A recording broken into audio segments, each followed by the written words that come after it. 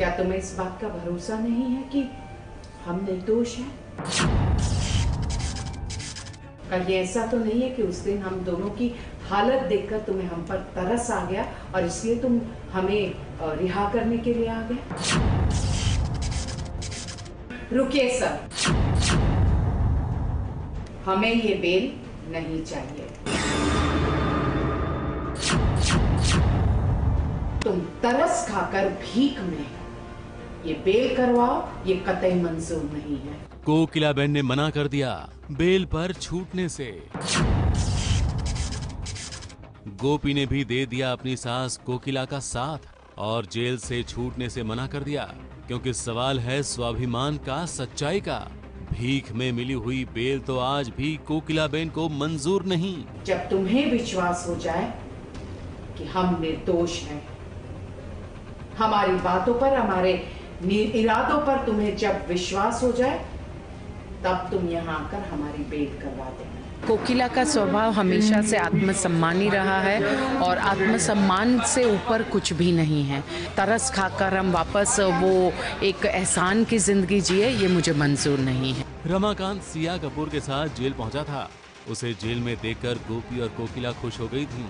सिया की कोशिश रंग ला रही है ये समझ रही थी और रमाकांत ने स्टेटमेंट बदला है ये जानकर तो जग्गी और उर्मिला मामी भी खुश हो गई थी। मगर जैसे ही कोकिलाबेन को पता चला कि रमाकांत दादी और माँ की मुश्किल देखकर दया खाकर अपना बयान बदल रहा है, ना कि उसे सच्चाई का पता चला है, तो फिर क्या था, जाग उठा कोकिलाबेन का सम्मान और बेल पर छुट्टी पाने से मना कर दिया और सास बहू फिर चली गई जेल में। हम तो कृष्ण भगवान से यही प्रार्थना करते हैं कि उसे ये एहसास हो। और दूसरी बात, अहम और गोपी का बेटा है तो कहीं ना कहीं संस्कार तो होंगे ही होंगे। हम कहते हैं ना कि it goes without fail in the blood. So definitely मैं इंतज़ार में हूँ और मुझे पूर्ण विश्वास है कि रमाकांत का हृदय परिवर्तन होगा। सिया ने कितनी कोशिश की थी रमाकांत को सच्चाई बताने की, उसे सच्चाई तक पहुंचाने की। खुद अपनी सच्चाई छुपाकर कभी सीता तो कभी सिया बनकर उसे धोखा देने की कोशिश कर रही थी।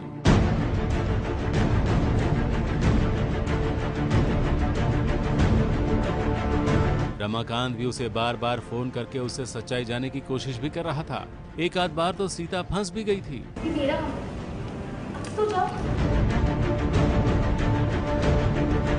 मगर जब थोड़ी सी कामयाबी मिली और रमाकांत को जेल तक ले आई तो कोकिलाबेन ने सम्मान के खातिर रिहा होने से मना कर दिया। रुकिए सर, हमें ये बेल नहीं चाहिए। मुंबई से कलीम सलमानी के साथ ABP न्यूज रिपोर्ट।